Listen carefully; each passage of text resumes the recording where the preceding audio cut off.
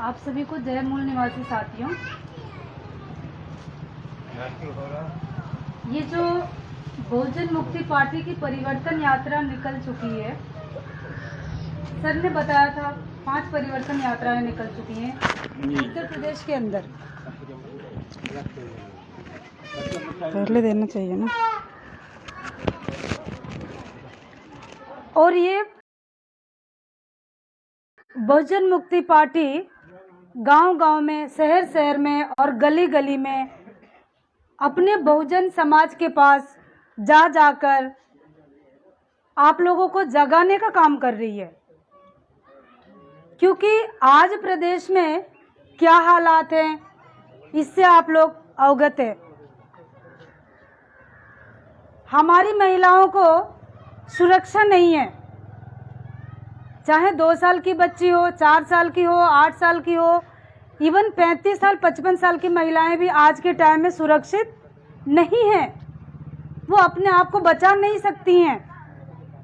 अगर जो औरत महिला घर से बाहर निकल के जाती है तो हमें ये भी नहीं पता है कि हमारी बहन बेटी शाम तक घर सुरक्षा आ सकती है और नहीं आ सकती है। हर एक लड़कियां डरी हुई हैं, क्योंकि आज़ादी हमें नहीं मिली थी। आज़ादी तो मनुवादियों को उस टाइम मिली थी, अंग्रेजों के टाइम, लेकिन हम जब से ही गुलाम हैं, लेकिन हमें समझ में आया नहीं, क्योंकि दूसरे जो पार्टी के लोग हैं वो सिर्फ वोट मांगने के लिए आते हैं, हमारे हक अधिकार से या जानने के लिए या बताने के लिए नहीं आते हैं। जो लोग जगाने का काम करेंगे वो धोखा नहीं देंगे अपने समाज को, क्योंकि हमारा ये जो समाज है 85% हम देश के मूल निवासी हैं। और आज ये टाइम आ चुका है कि हमें ही विदेशी घोषित किया जा रहा।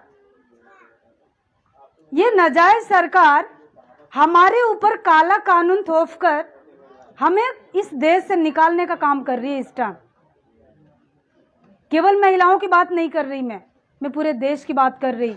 इस टाइम देश बर्बाद हो चुका है, देश की हालात इतनी बुरी है कि हम सभी को ही अपने मुल्क को संभालना पड़ेगा। केवल हम सोचे कि 2-4 लोग ही इस देश को संभालने, तो बहुत मुश्किल है। हम बिक जाते हैं जब वोट लेने के लिए आते हैं। हमसे दारू में, मुर्गा में, मिठाई में, पेप्सी में हमारे वोट को खरीद ले जाते हैं, खरीद के ले जाते हैं। लेकिन क्या वो हमारी आवाज उठाते हैं आगे जाके? आज तक किसी गरीब की समस्या सुनी गई है? नहीं सुनी जाती है।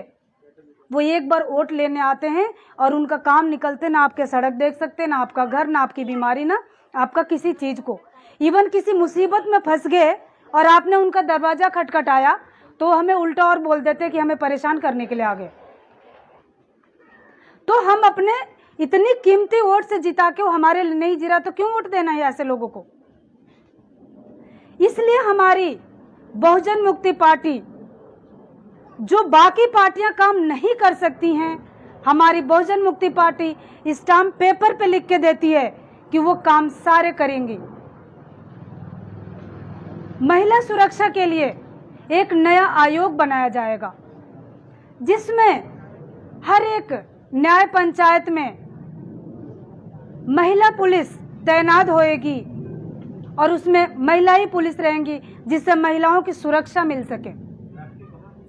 जो महिलाएं विधवा हैं, बेसहारा हैं, उनको 1000 रुपया महीना पेंशन हेल्प के रूप में देने की भी वादा करती है। हमारे जो नजदीक के थाने चौकी में हम गरीबों की जो बात नहीं सुनी जाती है, उसकी भी सुनवाई होएगी। हमारी ये पार्टी, जो भी लॉकडाउन हुआ है उसके बीच में जितने भी स्कूल्स हैं और उनके फीस वो लोग ले रहे हैं, हमारा बच्चा पढ़ने तो जाता नहीं, जाता है किसी का बच्चा?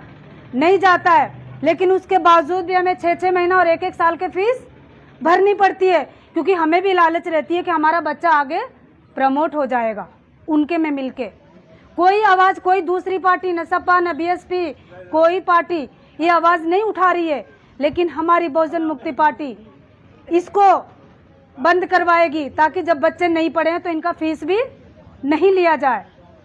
जब हमारी पार्टी सत्ता में आती है तो जो भी किसान के काले कानून 3 है उसे वापस करवाएगी, और जो भी ये जंगली जानवर खेतों में छोड़ रखा है, सड़क पे हम जब चलते हैं सड़क में से गाय उठने को तैयार नहीं है।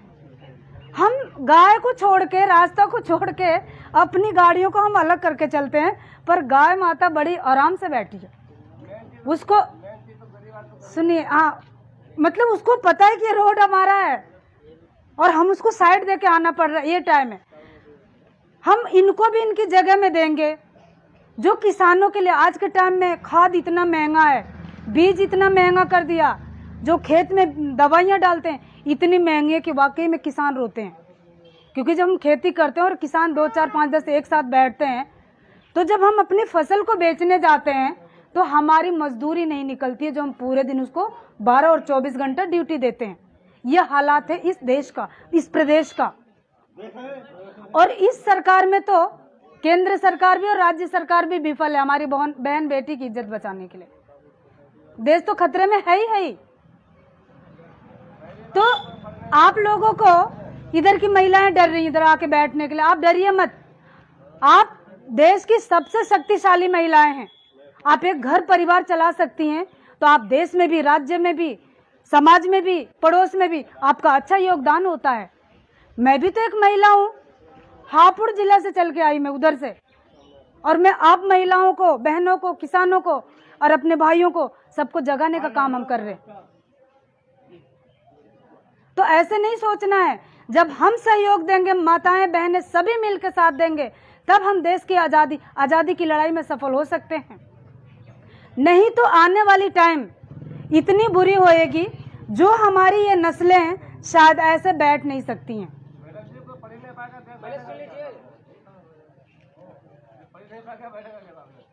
आप बीच में नहीं बोलना, बाद में पूछ लेना कुछ दिक्कत है तो अभी हमारे बच्चे 2 साल से पढ़ाई नहीं करते हैं, क्योंकि बच्चे पढ़ेंगे नहीं, जानेंगे नहीं तो सवाल किससे करेंगे।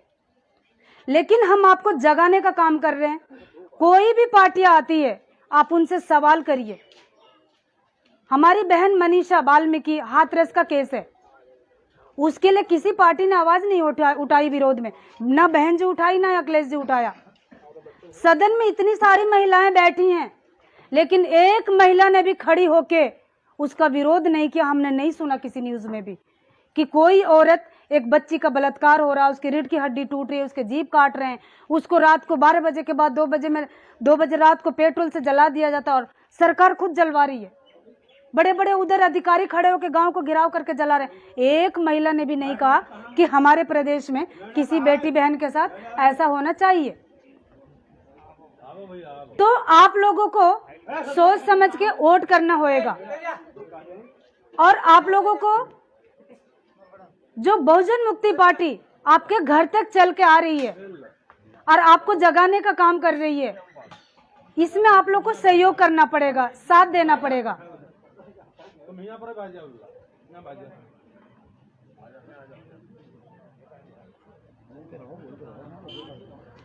आप लोग को जागना पड़ेगा, क्योंकि हमारा संविधान नहीं बचा तो हम बचने वाले नहीं है। अगर जो हम थोड़े बहुत बच रहे हैं तो संविधान की देन है जो हम बच रहे हैं, क्योंकि संविधान से पहले मनुस्मृति लागू थी, और जब बाबा साहब ने उस संविधान मनुस्मृति का स्टडी किया था तो उनको उसमें लिखा था औरतों को हर अधिकारों से वंचित किया था, क्योंकि अच्छा कपड़ा पहनने का अधिकार हमें नहीं था, पढ़ने लिखने का अधिकार हमें नहीं था। तो जब उन्होंने पढ़ा तो उस मनुस्मृति को उन्होंने जला दिया था और उन्होंने संविधान लागू किया था। आज क्या है, संविधान में हम सबको बराबर का अधिकार है। तो ये जो मनुवादी लोग होते हैं, इनको दिक्कत ये है कि अगर जो बराबर का अधिकार सबको मिलेगा तो हम खत्म है, क्योंकि ये 3.5% है, तो 85% के अंदर तो वो वैसे भी ढक जाएंगे अगर जो हम जाग जाएंगे। लेकिन हम क्यों गुलामी कर रहे हैं? क्योंकि हमें जानकारी नहीं है, इसीलिए वो कम संख्या में रहते हुए भी हम पे राज कर रहे हैं और हम उनकी गुलामी कर रहे हैं। साथियों, आपको ये जानना होगा और अपने महापुरुषों को भी जानना पड़ेगा।